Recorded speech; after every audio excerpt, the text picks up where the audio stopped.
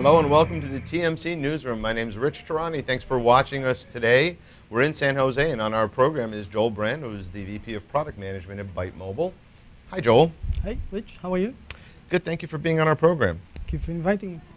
I figured we'd start with an overview of what your company does. We are the leader in the optimization space. We are enabling operators to offer better user experience at less cost to them and essentially improve the capacity of their network. Okay, so now is probably a great time for a company like yours because of the proliferation of smartphones with big screens and 1 gigahertz and greater processors that are just sucking down huge amounts of content, right? It's a fantastic time. It's a fantastic time. We are just about hitting the era when demand for wireless network capacity exceeds the supply. And we predict that in the next few years it will exceed the supply by a long shot. But right now it exceeds the supply in some carrier environments, and we can see that front page news for some carriers around the globe. Well, certainly in San Jose. Certainly in San Jose. I can attest to that. So this is becoming a real issue, and we're solving that problem. Now, when we say solve the problem, it's a combination of things that would solve the problem. But there is no one thing that will eliminate the problem. LTE and LTE Plus are certainly going to help. But even with that, capacity will be limited relative to demand.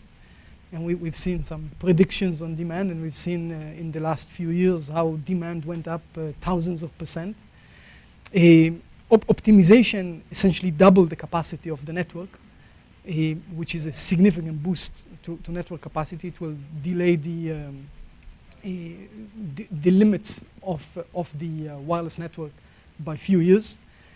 And in addition to that, operators will have to launch different billing plans and different policies to curtail usage, and we're already seeing carriers implementing that. Now, we talked about the strain on networks, and your company has done a video test, right, to show how networks are struggling? Absolutely. One of the key ingredients of consumption on the wireless internet is video.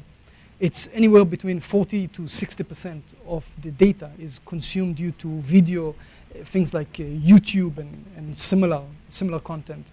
We like to think TMCnet videos. Absolutely, TMCnet contributes to a significant portion. So the video is a major drain on resources. And what we've tried to evaluate is what's the impact on the network and what's the impact on the consumer experience. And what we have found is that when there is strong evidence that the network is reaching its capacity, because you can see during peak hour that the user experience degrades significantly. And that's an indication that the network is at capacity. And the other thing is we measured the user experience in terms of the amount of time you're waiting for the video. Right? You're waiting because you see stalling, you see the little flash thing circling around. And we found that in some networks it can go as high as 100% stalling, meaning for every 1 minute of video that you're watching, it takes you yet another minute to wait until the video is downloaded. Sure. Even in the fastest networks, we found that it's very normal for a stalling of 10, 15 seconds on a video of 60 seconds. And with optimization, this is eliminated. So, okay, so you're going to eliminate the problem. Obviously, we're also going to continue to see growth, and without a doubt, we're going to see users streaming down and actually streaming up multiple HD, 3D streams within a few years. I mean, it just seems like something that we can expect to happen. So, I mean, there's always going to be a problem. Now, the question is, how do you reduce churn if you're a carrier, right? Because at the end of the day, you've really got to reduce the churn. So now the question I have is, can you tell us briefly, if I'm a carrier, how do I implement your technology to reduce the churn on my network by keeping my users more satisfied? Sure. So our technology is relatively easy to roll out. It's basically an appliance that sits right behind the GGSN.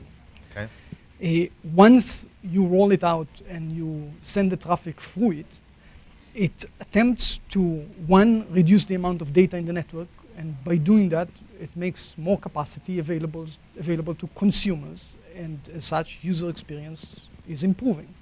Second things that it does, it tries to organize the delivery and prioritize the delivery.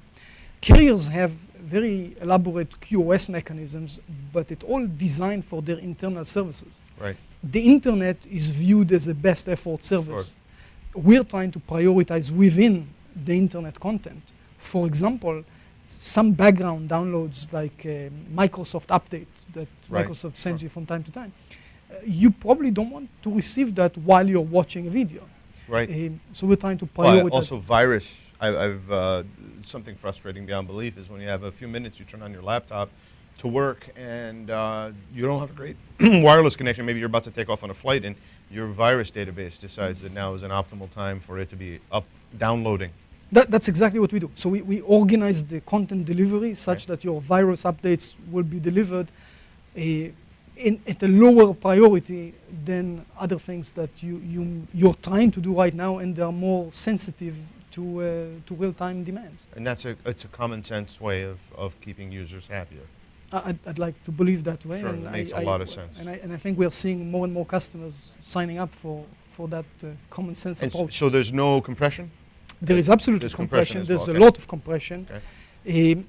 But there are techniques to reduce the amount of data that do not require compression.